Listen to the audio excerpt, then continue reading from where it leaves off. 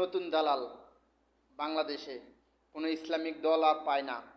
তাই মুফতি ইমরান হোসাইন মুজাহিদ অনেক সুন্দর তাকে বয়ান দিয়েছে, শুনুন তাহলে। মৌলানা জুনায়েদ আল হাবিব দালালির এমন একটা পর্যায়ে, চূড়ান্ত পর্যায়ে পৌঁছে গেছেন, এদেশের তাওহীদি জনতা থেকে নিয়ে একজন রিকশাওয়ালাও আপনাকে দেখলে থুতু দেয়, একজন রাস্তার কুলিও আপনাকে দেখলে থুতু দেয়। এদেশের মানুষ উলামায়ে কেরামদেরকে দালালি পছন্দ করে না। এদেশের মানুষ উলামায়ে কেরামদেরকে চায়।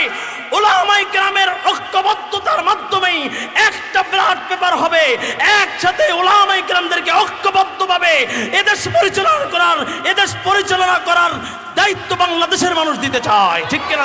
যেই দল বাংলাদেশের ভিতরে উলামায়ে কেরামদেরকে মৌলবাদ তোহমত দিয়ে দেশ ছাড়া করতে চায়, যেই দল শরিয়া আইনকে বিশ্বাস করে না, শরিয়া আইনকে বিশ্বাস করে না, যেই দল মানুষের জানমালের নিরাপত্তা দিতে পারে না, যেই দলের ভিতরে গুম খুন সন্ত্রাসের চাঁদাবাজি ভরা, সেই দলের পক্ষে সাফাই গায়, সেই দলের পক্ষে সাফাই গায় এমন আলেম বাংলার মানুষ চায় না, চায় না, চায় না, ঠিক কিনা যারা বলেন?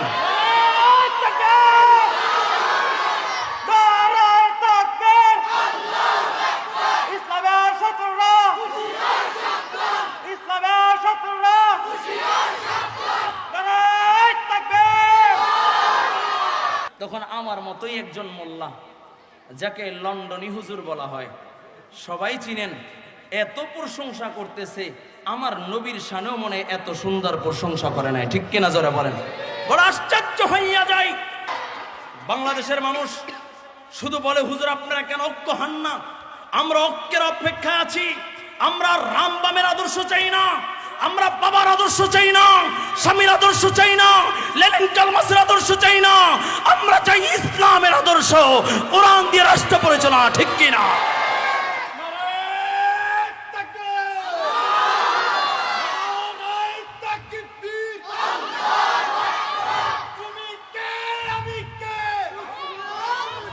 মৌলবাদ, মৌলবাদ,